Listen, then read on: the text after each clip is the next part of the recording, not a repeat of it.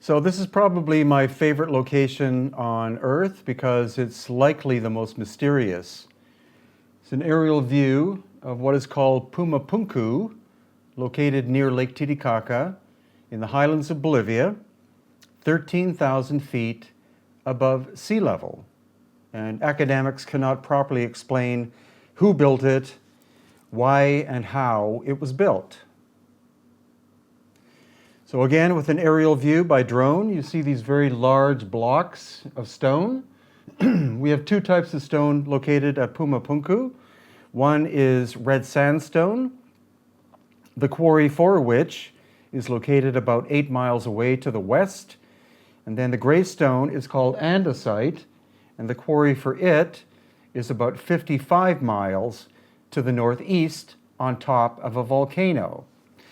Now, academics insist, or at least most do, that all of this work was done by the Bronze Age Tiwanaku culture about 2,000 to 1,000 years ago. But again, emphasizing Bronze Age culture. The sandstone is relatively soft, but the andesite is very hard, and you cannot shape andesite with bronze tools. And there's no evidence that there were ever many bronze tools in this location. So here you can see where some of the excavation was done. They only dug down about 2 feet, and you can see all of the shattered stone. And I think what happened here was that there was a giant cataclysm that occurred about 12,000 years ago, and a tsunami from Lake Titicaca to the north simply swept up a lot of mud from Lake Titicaca and literally buried Puma Punku. So when the Tiwanaku civilization appeared about 2,000 years ago, they didn't even know that Puma Punku was there, but they did occupy Tiwanaku, which is right next door. The construction there is of larger stones, and so these were protruding from the mud, and they used this as their ceremonial center. And what you're looking at next to me are 4 of the famous H blocks on the right-hand side of where I'm standing. And each one of those is of a different shape and size. So the idea that they were poured into molds is not correct. And the idea that they were made by the Tiwanaku culture is also not correct. So we're talking about a location super ancient and made originally using lost ancient high technology. Here we have the entrance to Puma Punku. Luckily they have a relatively new sign there. But 90% of the people who visit Tiwanaku and Puma Punku, which are in fact the same location, 90% never see Puma Punku because all they see are a pile of stones in the background. And they don't know what they're missing because it's very, very enigmatic. Here we see the basic design of it. Of course, it does look like a temple or pyramid of some kind, bilaterally symmetrical. There is a ceremonial pit of some kind in the center. And it's the most complex construction within hundreds of miles. It sits by itself. It seems that whoever built Puma Punku did so and built nothing else on Earth, because the work that we see in the highlands of Peru are different. In the highlands of Peru, we find more polygonal construction. This is much more linear, and the surfaces are almost laser straight. This is a close-up of 4 of the H blocks. Again, we physically measured them, and some are more than an inch wider than the others. So each one had to be individually crafted. There appear to have only ever been 8 of them because much of Puma Punku was moved to other locations, such as the little town of Tiwanaku in the background, and used in wall construction, starting most likely in colonial Spanish times, but we see no evidence of any other H blocks, and that's what makes them so mysterious.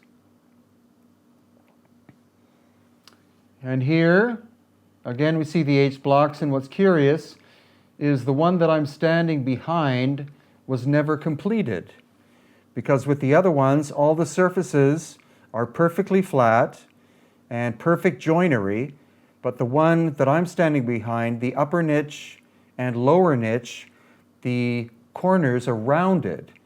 So it appears two different types of high-tech tool was used, one for doing the basic shaping, and then another one for doing the final flat surfaces.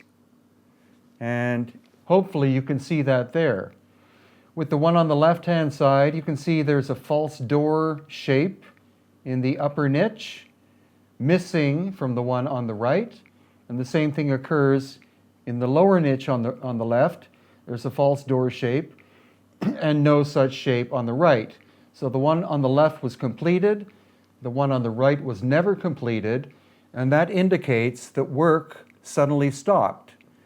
Mysteriously, we find the same phenomenon when we go to Egypt and also some of the other constructions in places like the highlands of Peru. You see major projects under construction and then suddenly a work stoppage. And I believe this was all the result of an ancient cataclysm from 12,000 years ago. There's abundant evidence that there was a global cataclysm that occurred at that time, and that corresponds to the rapid end of the last ice age. So that's why people call constructions like this pre-diluvian, as in pre-flood. Here we look at the backs of the H blocks. Complex extrusions. There's no evidence that these actually interlocked with anything else. And the same thing with the ones on the front. Some people think that there is a interlocking mechanism that stones fitted into these slots to make a three-dimensional, very tight-fitting structure. But if you want to call these the female stones, there is no evidence of any male stones. So this location is more complicated than most people can realize. And again, to some degree, you can see that the stone on the right is at least slightly higher than the one on the left. So there's no way that these were all made in a mold, as some people state. But each one was, I wouldn't say handcrafted, but I would say individually crafted. And the slots of the H blocks are not perfectly 90-degree angles. They're actually more like a dovetail shape. And that's why some people think that a dovetail would lock into it.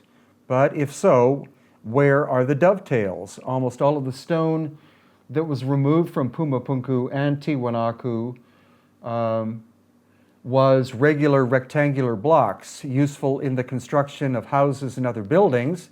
The H blocks are such a strange design that trying to find a place to integrate them into your construction would be difficult, and fortunate for us, that's why they were left behind. And then here we see all sorts of different and strange indentations. We see no actual artwork involved at Puma Punku, just geometric shapes and geometric designs. What we'll see at later, or in later photos, is we'll see Tiwanaku itself, and there you will see artwork, surface carving. And that was done by the Tiwanaku culture between 1,000 and 2,000 years ago. They simply took advantage of the flat surfaces and decided to put artwork. But whoever built Puma Punku, they were simply pragmatic. And here again, these interesting cross shapes, two levels of indentation. Some of them are heavily eroded, and other ones are actually quite crisp. If the surface of the stone was found upside down, then you would have had almost perfect preservation, and the other side exposed to the weather, extreme erosion. So some of them look like they're brand new, whereas others look like they're incredibly old.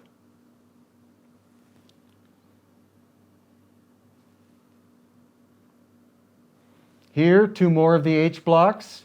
They're not in their original location. Four of the other ones are over on the left-hand side. And again, they are the great puzzle. They weren't building blocks. They seem to be magnetic as well in nature. We've moved magnets back and forth across the fronts of the H blocks and also into the recesses, and the compasses tend to go absolutely wild. I'm trying to figure out what the pattern is, and so that's why I've been here probably 55 times and will continue going a number of times a year in order to unlock the secret of how Puma Punku functioned and why is there this variable magnetism. This is a gate of some kind. There were in fact 4, barely tall enough to allow a human to walk through. And then where you see the etch carving on the top, that was done by the Tiwanaku culture. Again, they found perfectly flat surfaces and decided to etch some of them with usually birdman designs. And then here we have the excavation, and you can see that some of the ancient stones are protruding from the wall. So it's quite clear that a lot of the construction at Puma Punku is still underground, but the archaeologists refuse to do any more digging. They say, we've dug down 2 feet and that's all there is. But there has to be much more to it because ground penetrating radar has been done here by independent researchers, and they have found that there are chambers underneath Puma Punku. But will they ever be excavated? We'll have to wait and see. And then these are where clamps used to be. So different shapes and sizes of clamps that would lock different stones together. There is my foot for reference in terms of size. The clamps that were found were made of bronze, and it's very difficult to smelt bronze at 13,000 feet elevation, especially if you're a relatively crude culture. So it's possible that the bronze clasps were made by a much older civilization with the capability of melting bronze with ease. And these are more examples of these clamps and what are actually called keystone cuts. So again, these were used to lock the stones together, whether that was for earthquake proofing or maybe for the movement of energy through the stone. Since the stone is magnetic, it could be that, and actually full of iron as well, and quartz crystal, it could be that energy moved through the stones in original construction, and that the bronze clamps helped to facilitate the moving of the energy. And then these really interesting drill holes, perfectly evenly spaced, even in diameter. They had to have been done by some kind of power drill, but no such thing existed at the time of the Tiwanaku culture. And also, it would take at least hardened steel to be able to penetrate the stone in this way. Also, the grooves are perfectly flat and perfectly even, as if done with a powered router. And other strange shapes like this. You have the circle, which is more or less perfectly round but eroded, and then the square notches are actually tapered. They're wider in the bottom than they are at the top, as if something was meant to lock into them. But unfortunately, Puma Punku has been pillaged over the course of 1,000 years or more. In fact, when the Tiwanaku culture appeared 2,000 years ago, they immediately started to use the stones at Tiwanaku for reconstruction. So they moved a lot of the stones and built their own buildings. So there is absolutely no record or concept of what it originally looked like. But the foundations are perfectly level, within 1 degree. That takes some level of sophistication. In order to create a vertically level surface, all you need is something like a plumb bob. But in order to create a flat surface, that requires some degree of technology. Of course, we have things like levels, but it's doubtful that the Tiwanaku culture had anything like that, not even what we call a bubble level or anything. So this is an indication that the foundations of Puma Punku were found in place and were utilized by the Tiwanaku people as foundation blocks to build stuff on top of. We also find that some of the red sandstone blocks have melted surfaces, that the surfaces were turned basically into glass, and that requires a minimum of 1,000 degrees Celsius or possibly even 2,000 degrees Celsius, and that is much higher than a standard campfire or open flame. So could that be evidence of an ancient cataclysm, of plasma from the sun striking locations like this, basically making them explode? Could be. That's what we're doing in terms of further research. And this is more of a close-up. You can see that the surface of the stone is in fact vitrified and glassy. We also have these giant foundation blocks. The largest of the sandstone ones, there's one that is estimated to weigh 131 tons. And again, the quarry is 8 miles away up and over that mountain range. So how were they moved when no indigenous trees grow in the area? You have nothing to use as rollers. You couldn't pull them, so how were they moved across the landscape? So this is a view of the large foundation blocks. The one directly behind is the one that weighs 131 tons. They do look like that they originally were interlocking and all lined up, but some of them have sunken into the ground. Again, that could have been result of an ancient cataclysm liquefying the ground. And this is the profile of one of the giant blocks with these strange niches in it, function unknown, but again, perfectly flat surfaces and right angles, as if something was meant to lock in, but we can't find where the stones are that did that. And here, the level shows the flatness of the surface, the fact that this one at least, is still almost perfectly level.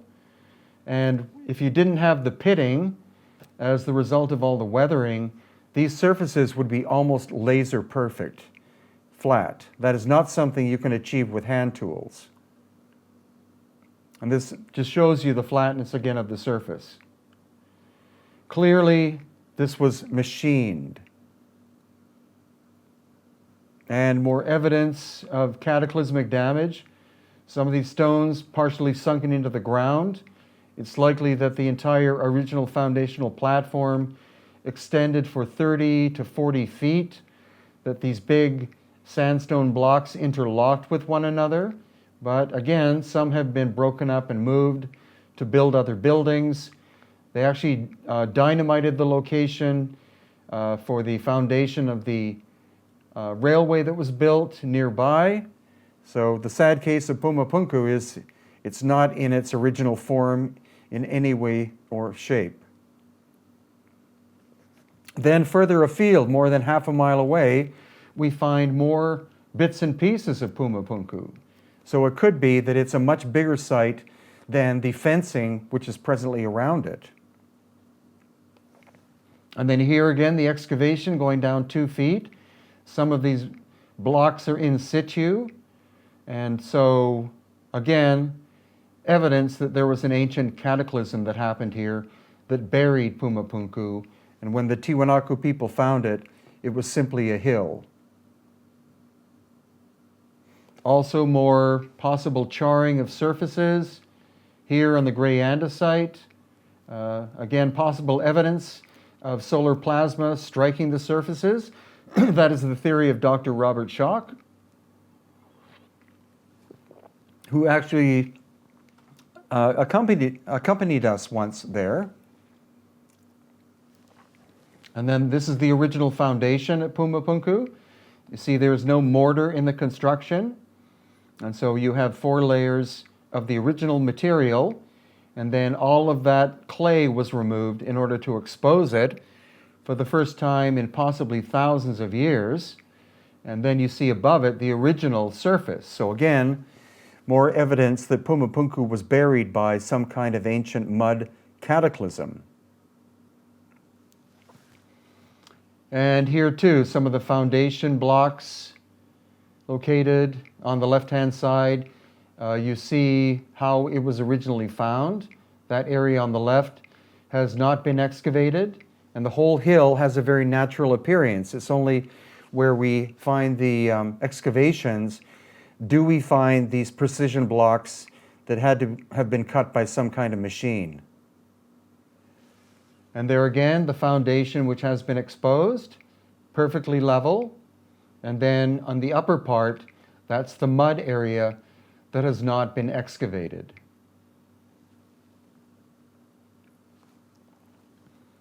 And once again, the difference between the areas that have not been excavated above and the areas that have been. You see 2 feet of more of mud on the bottom that covered up the foundation area, as much as 4 feet.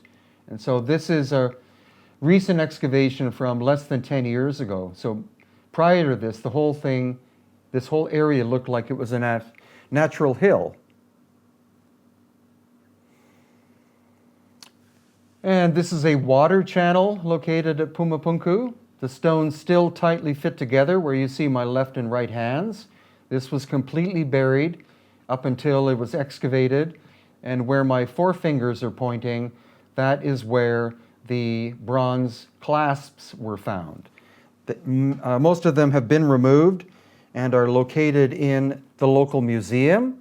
But again, trying to melt bronze at 13,000 feet by a relatively primitive culture would be very difficult to do. And this shows you the size of the water channel. Puma Punku is actually not very tall. It's possibly 30 feet high. So if it's a drainage channel for water, why does it have to be so big?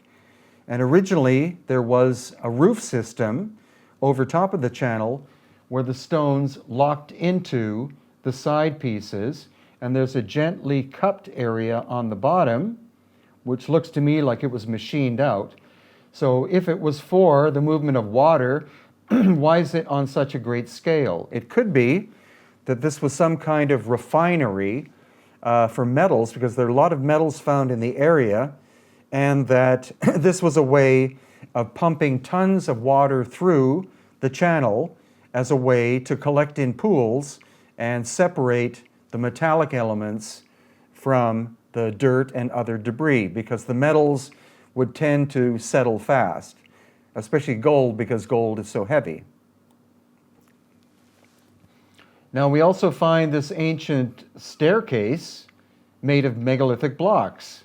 And then in front, we see more recent repair with smaller stones.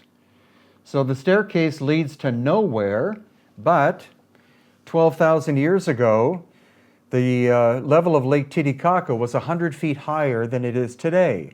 And so at that time, these would have been stairs leading down to Lake Titicaca. So that again gives us this time element of most probably 12,000 years ago, as of either the destruction of Puma Punku or the time, either the time of destruction or the time of construction, or both.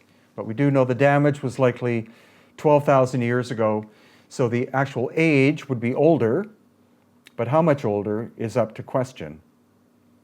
And just for a sense of scale, we have Antonio Portugal standing on the megalithic blocks here, again from a quarry 8 miles away.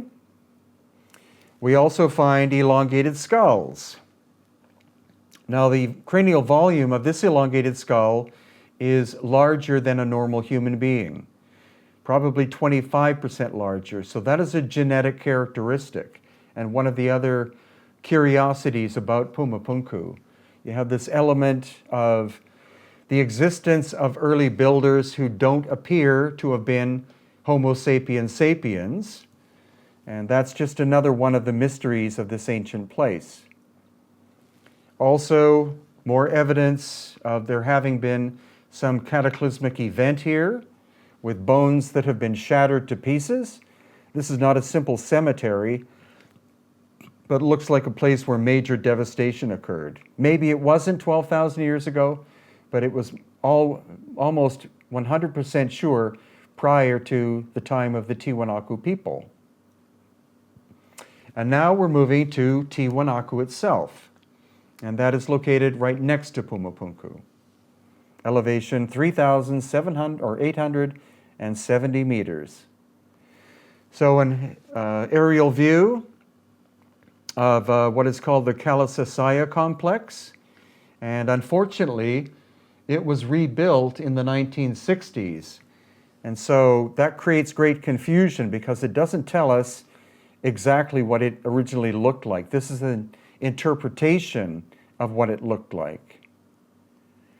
And another aerial view, and here again you see reconstruction of what is called the Akapana Pyramid, and it was a 7-level pyramidal structure, again partially reconstructed, but it also appears that it too was completely covered by an ancient wave of mud, was found by the Tiwanaku people, partially excavated, and then used as their central ceremonial site. And another aerial view of most of Tiwanaku, the Kalasasaya complex on the left, and then what's called the Sunken Temple in the middle.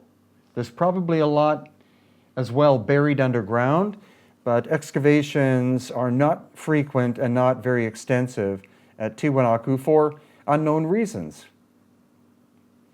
But here we have a model of what the Akapana pyramid likely looked like in the foreground. You see 7 levels with a Chakana-shaped pool in the middle, and then the Kalasasaya complex above, and to the above right, the sunken temple. And so here's Antonio Portugal showing you what the Akapana likely looked like originally. Again, some theories are that it was a place for refining metals, that the ore mixed with water was pumped on top, and then it went through a series of tight-fitting canals, and that actually was what the function of the sunken temple was for, was as a collecting pool to collect the metals and silt and water. And naturally, if this was done in a controlled nature, then the gold and other metals would settle to the bottom. Then you would pull the drain plugs, get rid of all the water, clean out the silt, and then collect the metals for refining. But that is simply one theory.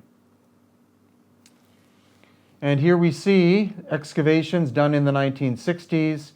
The original construction is here. Appearance of lots of water weathering for some strange reason. And this area was covered in 6 feet or more of mud, so more evidence that it was buried by an ancient cataclysm. And this is simply a close-up of it. A lot of the stone has been moved around. Some of it has been pilfered by local people, but the foundation appears to be there, made of tight interlocking red sandstone blocks. And this, again, is the symbol that appears over and over again at Tiwanaku and Puma Punku. It's like a false door with a double lintel, and we see that over and over again. It's the only major example of so-called art that we see from the pre-Tiwanaku period, and that, I think, is almost like a maker's mark of some kind. Very mysterious, and likely not hand-carved, but machined into the surface. And once again at Tiwanaku, like at Puma Punku, we have this repeating design of this false door with a double lintel, and the surfaces of the stone almost perfectly flat. And again, magnetic anomalies, not with the red sandstone, but with the gray andesite. Some stones are more sensitive than others. The ones that are flat tend to not have too much of magnetic anomaly, but the ones which have the complicated angles, the magnetic anomalies go very wild. And so that's the main part of my research at Puma Punku and Tiwanaku now is the magnetic anomalies. And this is Patricia Awian, and she's touching a piece of stone that we had sampled or tested, and it's 37% copper. So that could be an example of an ingot that was created in the early times at Tiwanaku Puma Punku as the initial material for further processing. So once again, the idea that the original function of Tiwanaku and Puma Punku was some kind of metal refining place. And here is a close-up of what that stone is. Again, 37 to 38% pure copper, which is not normal. And another piece being held by Anthony. Again, this piece is very high in copper content. We only found about half a dozen of these on location. The rest may have literally just been taken away and been refined, maybe even during colonial Spanish times, maybe even incorporated into the structures of local buildings in the town. And once again, showing you the incredible flatness. And once again, these square shapes are wider at the bottom than they are at the top, as if something was meant to lock inside. And these interesting semicircular shapes, they look like they were done by some kind of machine. Are these 1/2 of a perfect circle? We've never been able to find the other half. So again, just an anomalous feature whose function we haven't been able to yet figure out. And we've also found foundation blocks, the original foundation at Tiwanaku. And as you can see, perfectly level on the horizontal. So these are still in situ from the first period of construction, many thousands of years ago. And what we do know is there is a lot more underground at Tiwanaku and Puma Punku, but whether that will ever be excavated is in doubt. And simply another example of foundation almost perfectly level.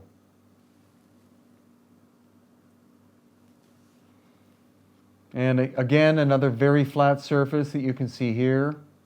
There are hundreds, if not thousands, of these precise blocks located at Tiwanaku, but again, unfortunately, Tiwanaku being occupied by the Tiwanaku culture starting around 2,000 years ago. A lot of the smaller stones would have been moved and utilized in other constructions, as well as during the time of the Spanish conquest and Spanish colonial period, and even up to the present day. The larger stones are in place because they were too big to move, and some of the foundation blocks are almost locked into the earth.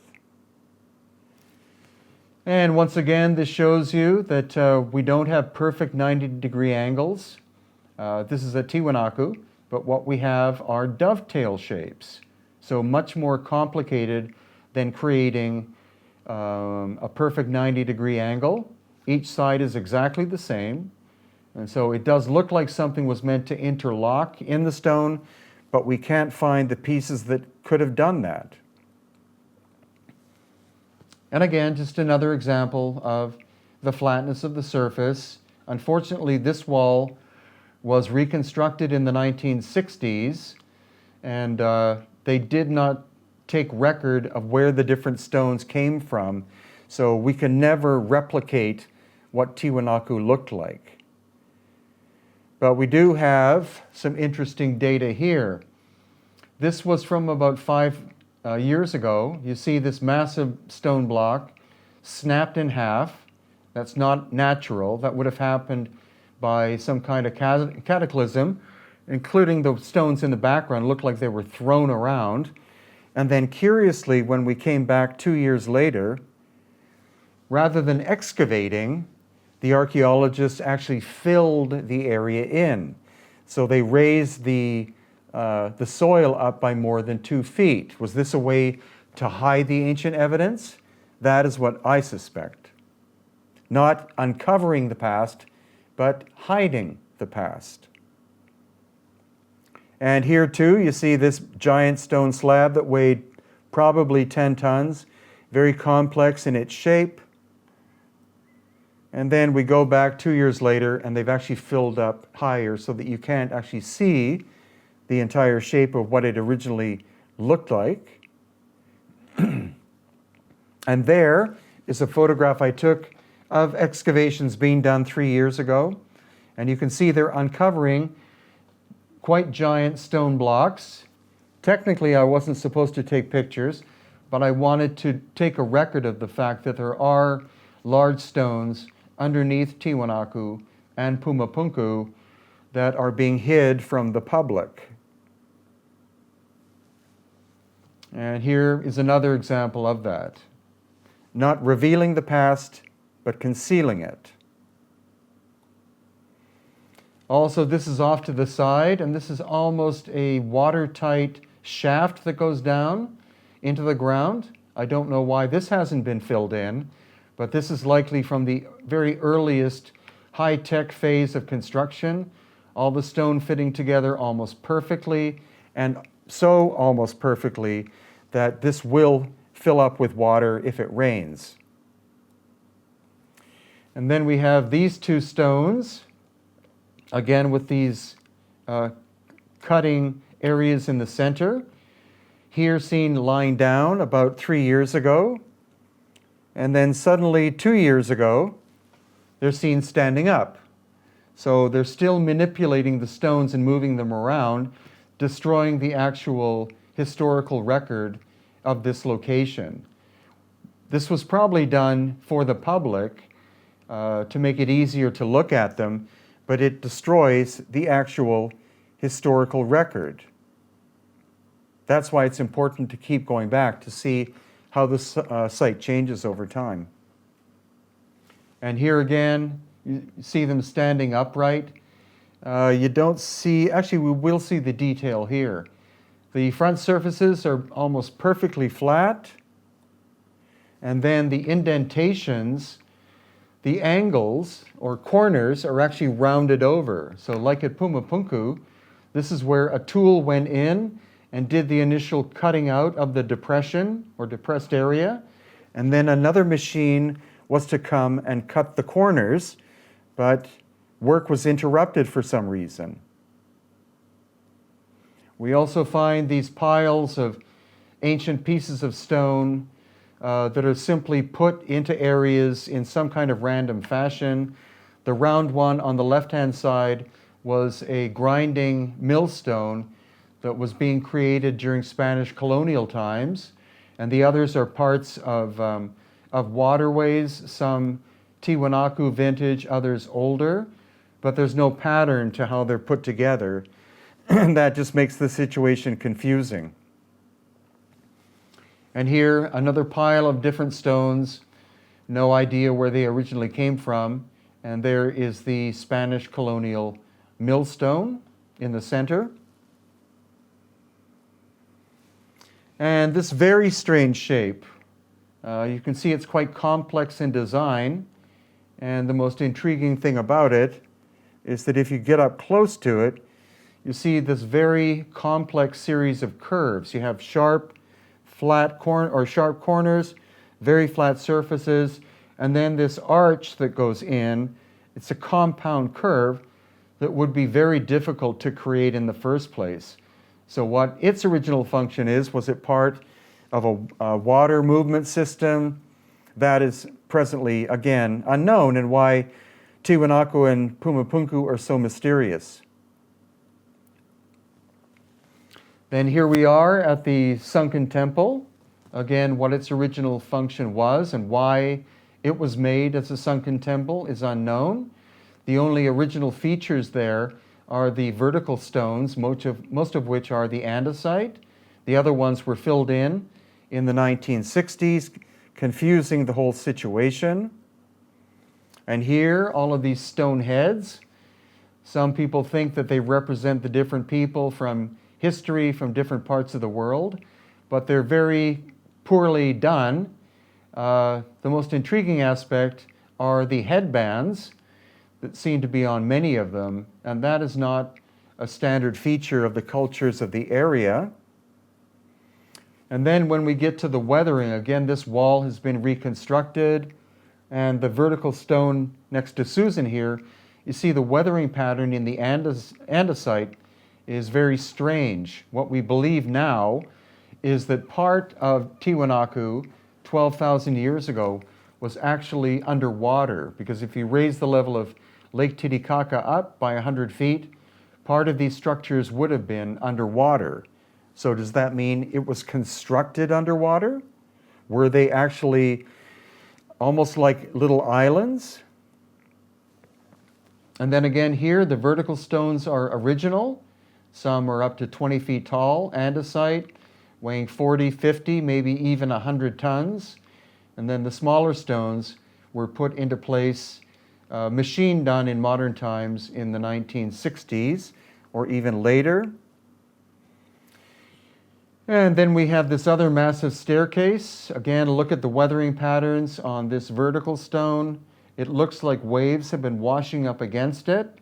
Again, this could have been a ceremonial staircase down to Lake Titicaca 12,000 plus years ago.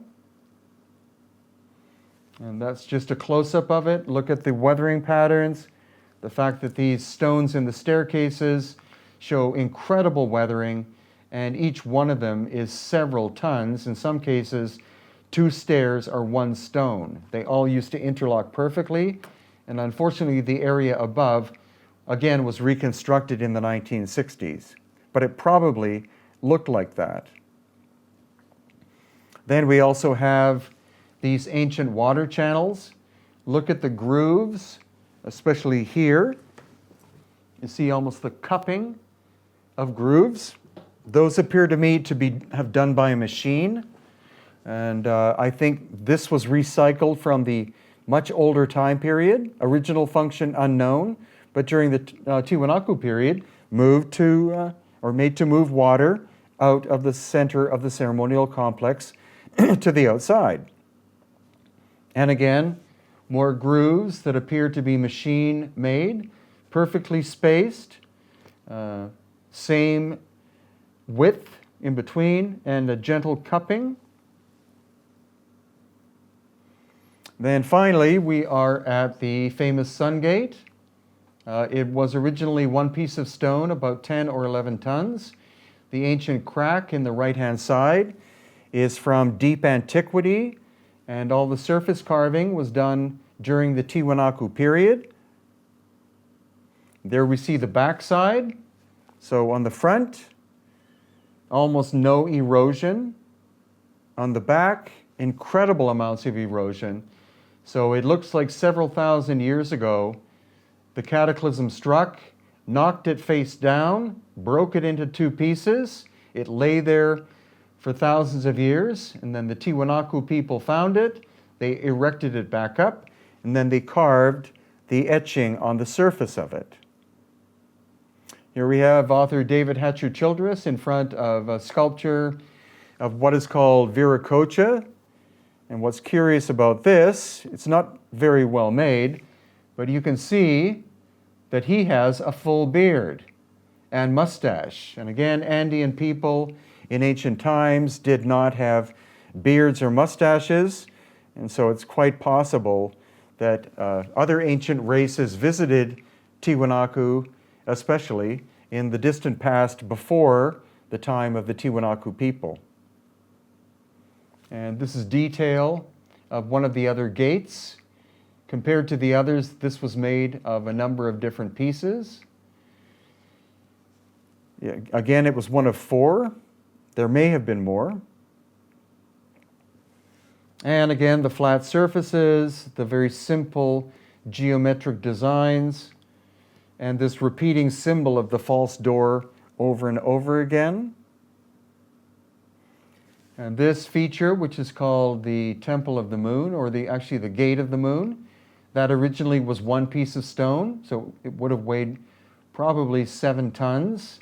And once again, the quarry 55 miles, or about 80 kilometers away. And this giant chunk, again weighing probably 10 tons, it looks like it was thrown a great distance, and there it is lying in the ground. And so that's what makes Tiwanaku and Puma Punku so mysterious. There are no standard academics studying it to this very day. The only one that did significant work was a man called Arthur Poznansky, who spent 50 years studying the site. And he dated Puma Punku and Tiwanaku at 17,000 years based on solar alignments, the precession of the equinox. So I'm not sure if standard archaeology will ever catch up to the more recent research that we're doing, but that's not really a problem, because if they don't do the work, then we will.